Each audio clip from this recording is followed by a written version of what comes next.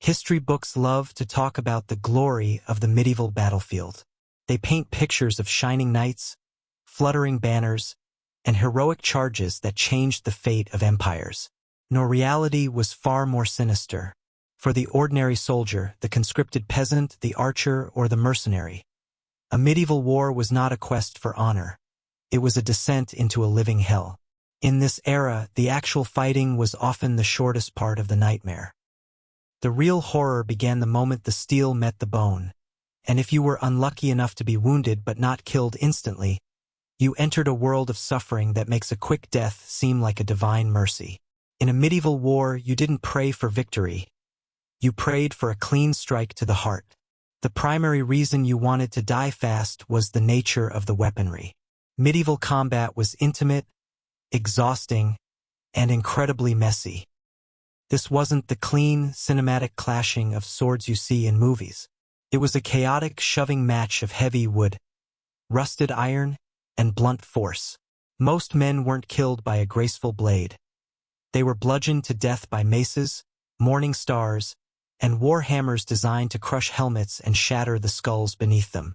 If a poleaxe hit your shoulder, it didn't just cut you. It pulverized the bone into a dozen jagged shards that would then tear through your internal organs. To survive such a blow meant living with a body that was permanently broken, in a world where if you couldn't work the fields, you starved. But let's say the initial blow didn't kill you. Let's say you were left lying in the mud as the tide of the battle shifted. This is where the true terror began. As you lay there, unable to move, you were at the mercy of the battlefield vultures.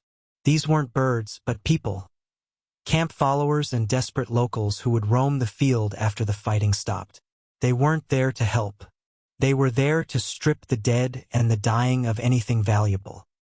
If you were wearing a decent tunic or had a pair of sturdy boots, they would take them. And if you tried to resist, or even if you were just in the way, they would slit your throat with a dull knife or bash your head with a rock to save time. In the silence of the post-battle field, the only sound was often the wet thud of blades finishing off the wounded. If you somehow survived the looters and were carried back to a camp, you faced the mercy of medieval medicine. There were no paramedics, no sterile bandages, and no painkillers. A deep wound from a sword or an arrow was almost a guaranteed death sentence, but a slow one. Archers often dipped their arrows in dirt or even feces to ensure that even a grazing shot would be lethal. Once the arrowhead, usually barbed, entered your flesh, it couldn't just be pulled out. A barber surgeon would have to dig it out with unwashed fingers or pliers, often pushing the infection deeper into your body. The onset of infection was a special kind of agony.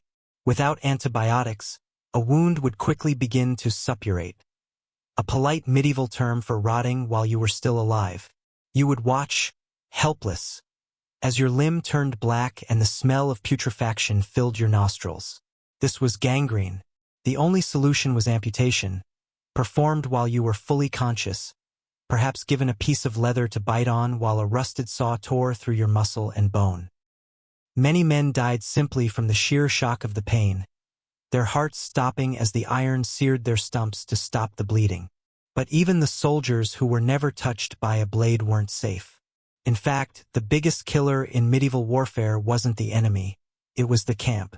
Armies of thousands of men and horses stayed in the same spot for weeks, with no understanding of sanitation. Human waste would inevitably find its way into the drinking water. Dysentery, known as the bloody flux, killed more soldiers than any king ever did.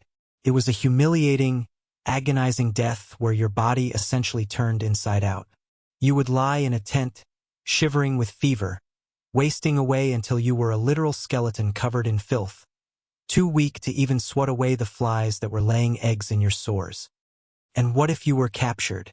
If you weren't a high-ranking noble worth a king's ransom, you were a liability. Common soldiers were rarely taken prisoner for long. If the capturing army didn't want to feed you, they would simply line you up and execute you.